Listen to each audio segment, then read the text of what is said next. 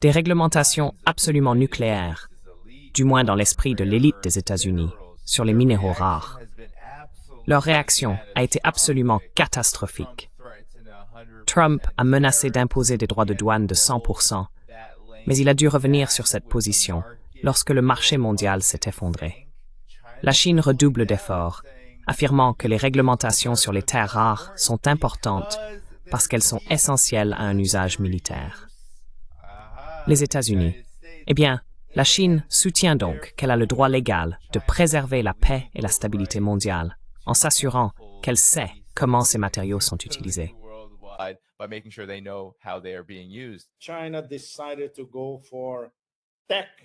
La Chine a décidé d'opter pour une décapitation technologique. C'est exactement ce que représente cette nouvelle directive.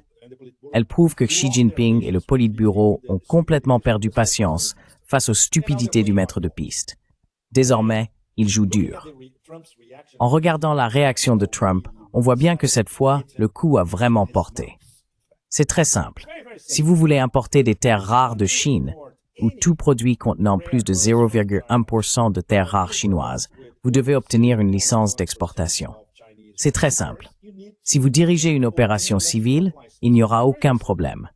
Cela s'applique à d'innombrables nations du Sud global.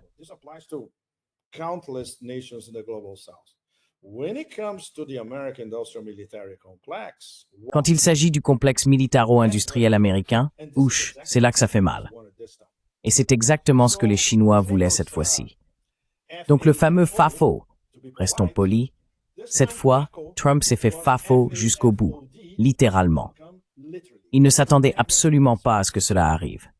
Il faudra au mieux 5 ans, plutôt 10, pour reconstruire une nouvelle chaîne d'approvisionnement en terres rares à partir de zéro, ce que les États-Unis devront faire désormais.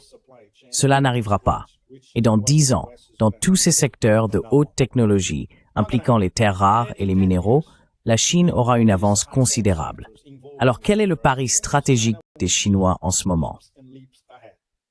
So what is the strategic bet of the Chinese at the moment? And this, when you look at how they conceive that is strategic. Quand on examine la manière dont ils conçoivent cela stratégiquement, et pourquoi maintenant on perçoit les mérites des plans quinquennaux et des plans quinquennaux suivants, qui, soit dit en passant, ont été appliqués avec grand succès dans le développement du Xinjiang et du Tibet, ce que l'on appelait autrefois, dans la Chine classique, les régions de l'Ouest. Ils ont parié en 1989 sur la campagne « Aller vers l'Ouest » pour développer ces régions à un rythme effréné, et cela a toujours occupé une place très particulière dans chaque plan quinquennal ultérieur. Même chose avec Made in China 2025, lancé il y a 10 ans, donc 2 plans quinquennaux plus tard également. Ils ont dit, regardez, d'ici 2035, nous devons être, sinon le leader, du moins parmi les 2 ou 3 premiers dans ces 10 secteurs de haute technologie.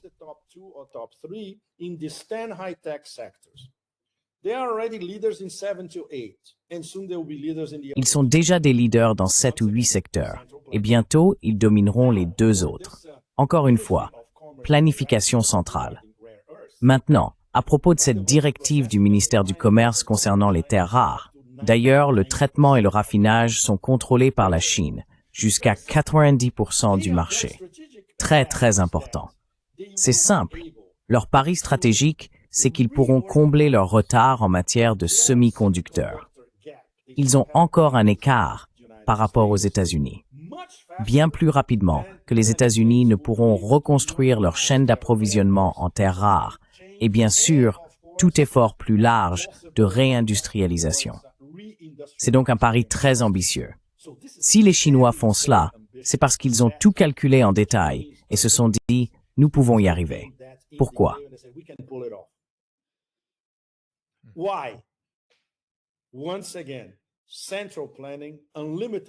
Encore une fois, planification centrale, fonds illimités pour la recherche.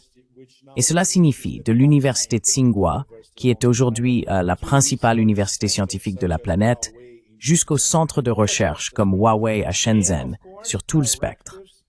Et bien sûr, des directives, des objectifs, le rapatriement des meilleurs cerveaux qui ne sont pas encore en Chine, qui se trouvent encore quelque part en Europe ou dans la Silicon Valley, les incitant à revenir. La plupart sont déjà rentrés. Voilà. Lorsqu'on met tout cela ensemble, on obtient une stratégie concertée en matière de guerre commerciale et technologique, avec l'état d'esprit suivant. D'accord, c'est un défi immense, mais nous avons tout ce qu'il faut pour gagner. Qu'a, en comparaison, les États-Unis? Moins que zéro planification, de la fanfaronnade et un maître de cirque battant des ailes sans arrêt. Voilà ce qu'ils ont.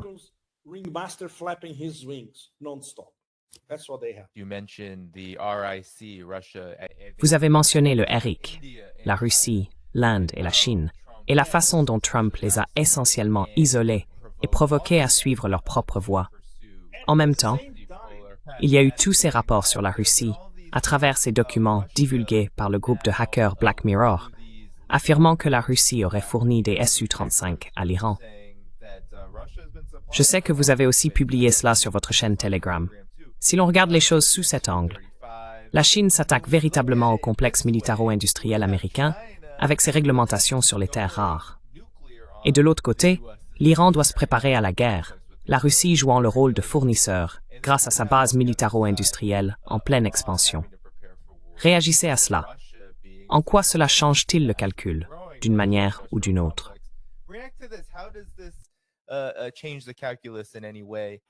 J'ai eu une réunion officieuse à Pékin avec l'ancien colonel de l'APL, Joe Bo. Officieusement. Nous étions d'accord dès le départ. C'était officieux. Il m'a raconté des choses vraiment dures et fascinantes. Il m'a posé des questions sur la Russie.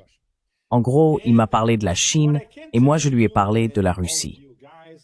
Ce que je peux vous dire, à vous tous, c'est qu'il a reconnu très diplomatiquement que la Chine aide l'Iran dans de nombreux domaines. Je ne peux pas préciser, mais je suis sûr que vous en avez tous une assez bonne idée. De la même manière, les Russes ne disent jamais officiellement à personne, pas même aux médias russes, pas même à ceux qui interviewent Peskov ou Lavrov quotidiennement, ce qu'ils envoient réellement à l'Iran.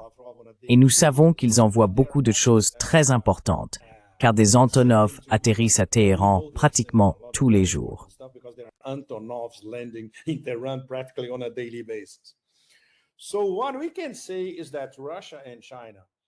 Ce que l'on peut dire, c'est que la Russie et la Chine, dans le cadre de leur partenariat stratégique interactif et chevauchant, ainsi que l'Iran, entretiennent également des partenariats stratégiques entre eux.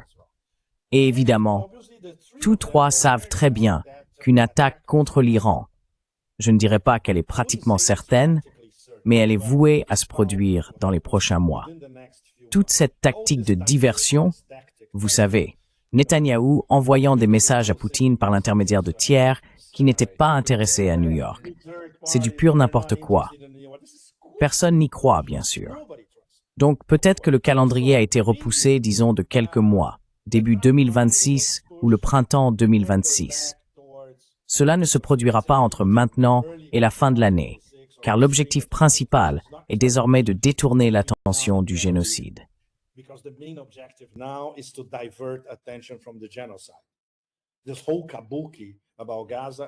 Toute cette mise en scène autour de Gaza a essentiellement deux objectifs. Premièrement, récupérer les otages ensanglantés, c'est la seule chose dont il parle.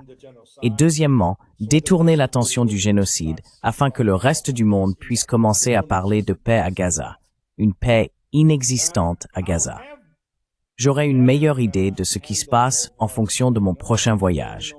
Je ne peux pas vous dire où je vais, mais je pense que beaucoup d'entre vous ont une idée.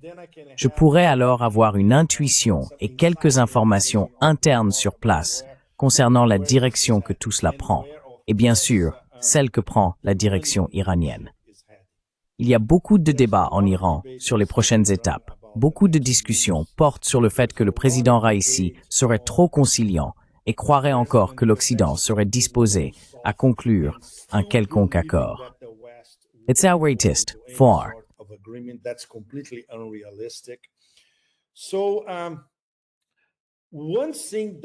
Une chose que les Chinois et les Russes savent avec certitude, c'est que quoi qu'il arrive ensuite, Cette attaque contre l'Iran, lorsqu'elle se reproduira, sera une attaque contre nous tous, une attaque contre les BRICS, une attaque contre l'OCS et une attaque contre les principaux moteurs des deux organisations. Il n'y a donc aucune illusion à Pékin ni à Moscou.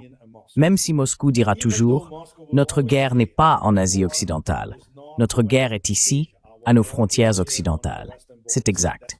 Mais ils doivent se coordonner pour élaborer une réponse en cas d'attaque contre l'Iran. C'est un sujet qui, à bien des égards, reste tabou à Moscou. C'est une discussion très sensible. On peut par exemple avoir de bons débats avec des personnes très proches des services de renseignement ou travaillant pour ces services, ou encore avec certains membres plus francs des groupes de réflexion, mais pas du club Valdai. Think tanks, not the Valdai Club. Valdai Club continues to be Atlanticist. I have many friends who are... Le club Valdai reste atlantiste. J'ai beaucoup d'amis qui en sont membres, mais ils croient encore qu'un accommodement avec l'Occident est possible. Je pense qu'ils ont raté ce train à grande vitesse. Du point de vue de cette dernière manœuvre chinoise dans le commerce technologique, tout est complètement bouleversé. Surtout parce que personne ne s'attendait à ce que cela se produise si tôt, si brutalement et de manière aussi ciblée, n'est-ce pas? C'est quelque chose que beaucoup de gens à Moscou auraient attendu des Russes, dans le sens d'un coup final contre ces gangsters de Kiev. Et ce coup final ne vient jamais. Il y a des menaces. Oh, c'est une ligne rouge. Oh, en voilà une autre. Oh, encore une autre ligne rouge.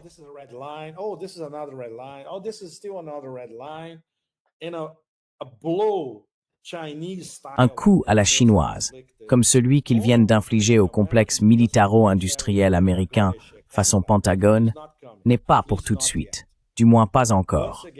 Une fois de plus, c'est une discussion très délicate à avoir à Moscou.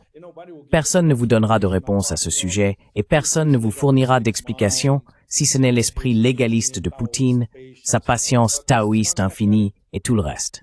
Mais cela ne suffira pas. Nous savons ce qui va se passer ensuite, en ce qui concerne ce Kabuki Tomahawk, sans parler du fait que l'OTAN est désormais totalement hors de contrôle, intensifiant sa guerre contre la Russie, bien sûr avec des armes américaines, tandis que le prix de l'or, du platine et des terres rares est payé en euros inestimables qu'ils n'ont pas, soit dit en passant.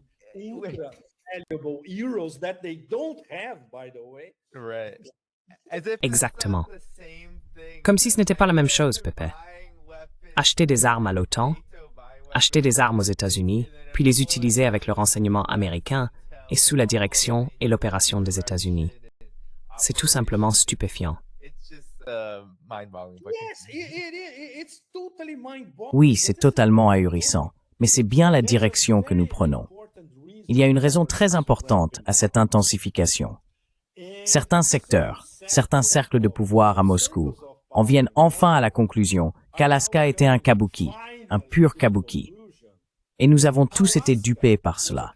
Tous. Nous avons été trompés à cette époque. D'accord, peut-être que c'était le début, une remise à zéro et blablabla.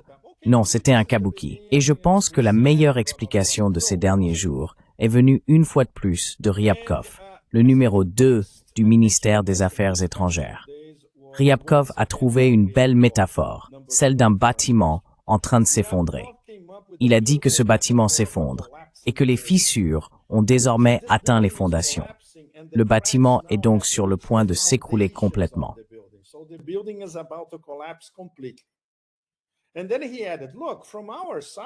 Et puis il a ajouté, « Écoutez, de notre côté, nous sommes intéressés, d'accord, reconstruisons cette structure dès que possible. Mais nous ne voyons aucun intérêt de l'autre côté à commencer à le faire. » En gros, Ryabkov dit que les relations entre la Russie et les États-Unis sont revenues à la case départ, ou même à la case zéro d'ailleurs. Et ensuite, Poutine, je ne me souviens plus si c'était avant ou après Ryabkov, ou peut-être pendant Valdai, a dit « Écoutez, si cette histoire de Tomahawk continue, alors les relations entre les États-Unis et la Russie reviennent, une fois de plus, à la case zéro. » Au moins, il n'y a plus d'illusion au Kremlin, ni au ministère des Affaires étrangères, et certainement pas au ministère de la Défense. D'ailleurs, les Tomahawks, pour eux, c'est comme les Storm Shadow, comme les Scalp. ils savent comment gérer les Tomahawks. En fait, ils en ont détruit beaucoup. In fact, they destroyed a lot of Tomahawks. Guess when? 7 years ago in Syria. Devine quand? So plenty of Il y a experience 7 ans, en Syrie. smashing Tomahawks. Donc, beaucoup d'expérience dans la destruction de Tomahawks. Cela ne changera rien sur le champ de bataille. That's Et very Poutine a également dit que cela ne changerait rien sur le champ de bataille. Mais c'est très sérieux. Les États-Unis fournissent des renseignements de tout premier ordre à Kiev. Ainsi, Kiev, avec les missiles longue portée qu'il possède déjà, peut attaquer des raffineries de pétrole et même des oléoducs en plein cœur de la Russie. L'OTAN entre dans ce jeu.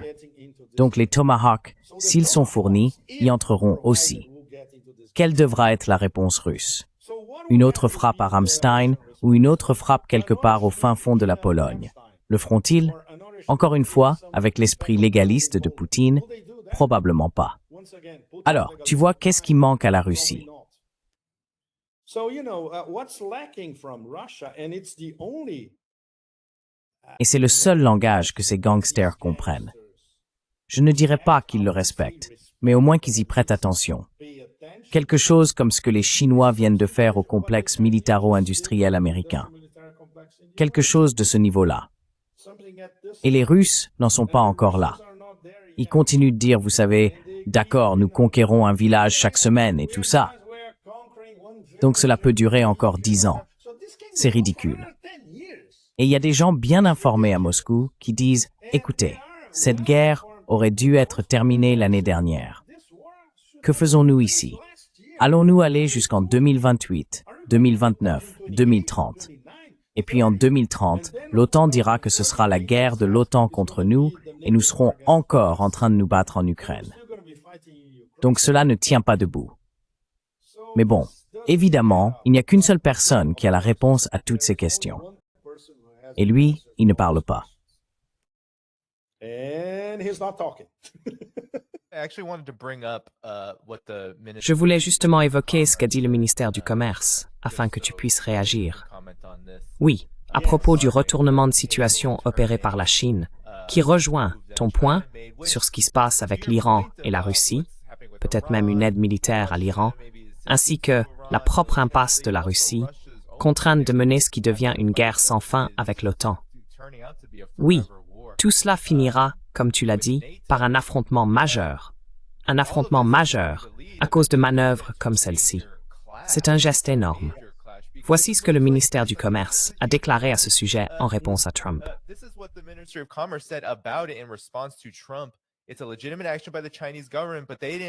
C'est une action légitime du gouvernement chinois, mais la personne qui a publié cela n'a pas mis en avant ce que je considérais comme la partie la plus importante.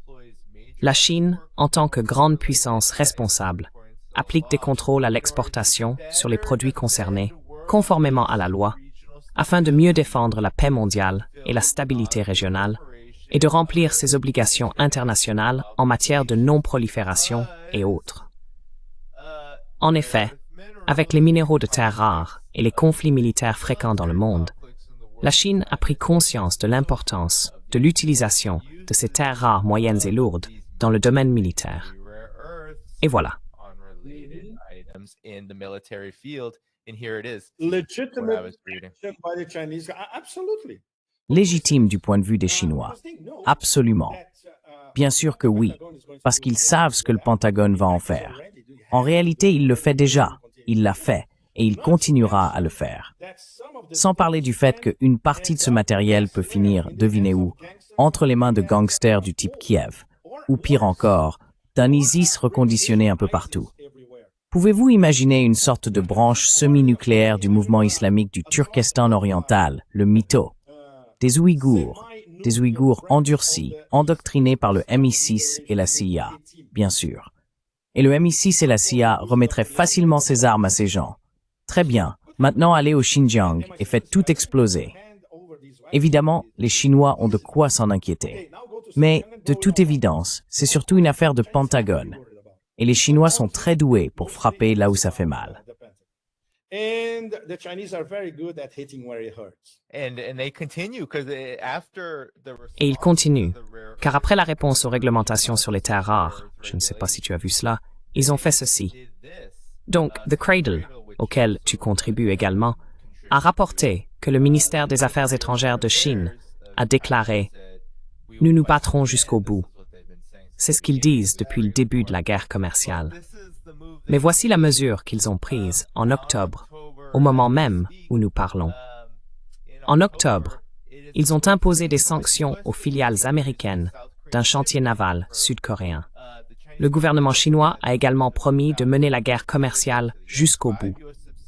5 filiales américaines du groupe sud-coréen Hanwha Osun ont été visées par les sanctions chinoises. Et cela intervient, Pepe, alors que les États-Unis, avant l'entrée en vigueur ce mois-ci en Chine des réglementations sur les terres rares, ciblaient le transport maritime chinois avec des restrictions et des sanctions internationales.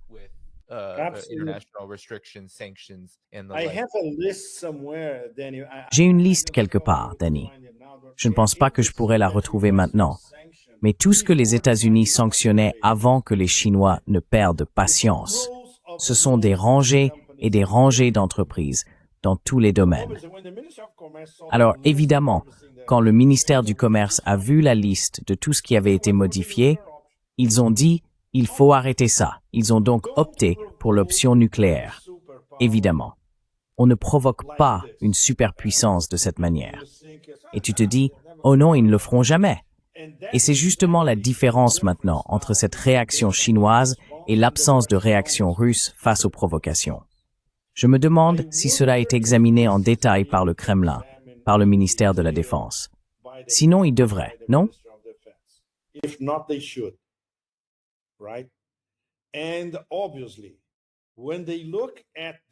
Et évidemment, lorsqu'ils observent cet axe sioniste absolument effroyable, le continuum Trump-Netanyahou, le pouvoir des soutiens et des donateurs sionistes derrière Trump, vous avez vu, n'est-ce pas? Vous avez vu Adelson, vous les avez vus. Vous les avez vus à l'œuvre, tous à l'œuvre. Et c'est effrayant. C'est effrayant. C'est absolument effrayant, n'est-ce pas? Et à tout cela s'ajoute la mentalité russophobe des élites américaines et des élites anglo-américaines dans leur ensemble. Quand on met tout cela ensemble, et bien sûr, l'esprit de vassalité des élites européennes russophobes. Quand on met tout cela ensemble, en ce qui concerne la Russie, les Russes, à ce stade, devraient savoir en détail que la guerre éternelle menée contre eux est une guerre éternelle.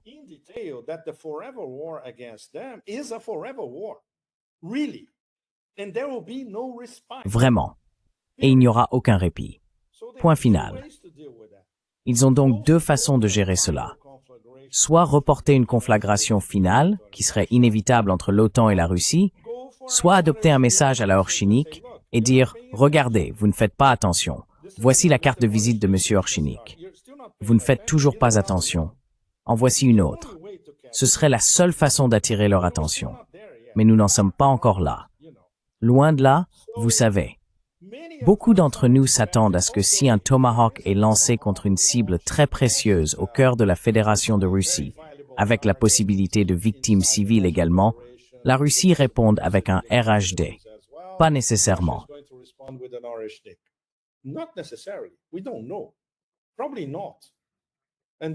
Nous ne savons pas. Probablement pas. Et ensuite, Poutine trouvera une autre excuse. Donc, vous savez, je pense que nous arrivons au moment décisif pour tout cela. Nous arrivons au moment décisif. Et cela ne dépend pas d'une victoire totale de la Russie dans les prochains mois, car il n'y aura pas de victoire totale dans les prochains mois. Les choses vont traîner encore et encore. Ce que les Russes doivent comprendre, c'est que désormais, ce front occidental sioniste, atlantiste et russophobe contre eux est solide comme le fer, et qu'il ne va pas se dissoudre. Oubliez l'Alaska. Oubliez toutes sortes de prochains Alaska. Oubliez un autre appel téléphonique Trump-Poutine. Tout cela, c'est des conneries. Rien ne va changer. Au contraire, il faut intensifier les choses.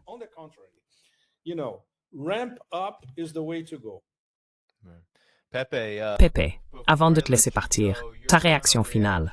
C'est comme la cerise sur le gâteau de tout ce dont nous avons parlé. Les exportations de septembre, c'est fantastique. La croissance de 8,3% des exportations totales que la Chine a réalisées dans le monde vous savez, malgré tous ces tarifs et ces menaces renouvelées. Mais les exportations vers les États-Unis ont chuté de 27%. Elles ont chuté de 27%, exactement. En revanche, les exportations vers les nations de l'ASEAN, vers l'ASEAN, Ils montent de plus en plus. 15, 10, 56 vers l'Afrique, 56%. Bref, vos dernières réflexions. Absolument. Eh bien, encore une fois, cela prouve le point de vue des Chinois. Même lors de la première vague de ce tsunami de tarifs Trump, il y a quelques mois, c'était au printemps de cette année, ils ont dit « Regardez, nous n'avons plus besoin du marché américain. Il représente moins de 10% de nos exportations. Nos grands marchés d'exportation en croissance sont l'Asie du Sud-Est et l'Afrique. Et ces chiffres datant du mois dernier, il y a seulement quelques jours, le confirment. Ils peuvent donc continuer à vivre en exportant encore davantage vers tous les partenaires de l'ASEAN ici.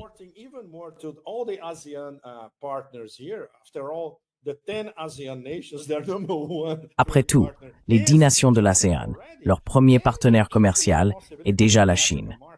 Et puis, il y a les possibilités infinies du marché africain, sans parler bien sûr de l'Amérique du Sud.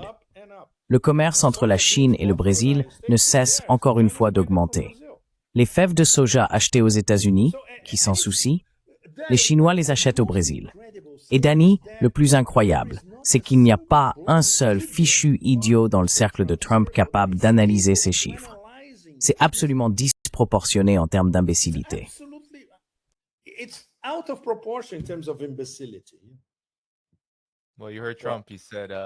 Eh bien, tu as entendu Trump. Il a dit que Netanyahou appelle à propos d'armes dont il n'a jamais entendu parler. Donc il ne demande même pas à ces gens du Pentagone, qui n'ont peut-être eux-mêmes pas la moindre idée de ce qui se passe réellement ici. C'est juste plein gaz sur la chaîne de montage. Regardez simplement ce secrétaire à la guerre ridicule. Vous n'avez besoin de rien d'autre, n'est-ce pas? Non. Même un match de la Fédération mondiale de lutte est plus crédible que tout ce qui sort de la bouche de ce type. Coming from this guy.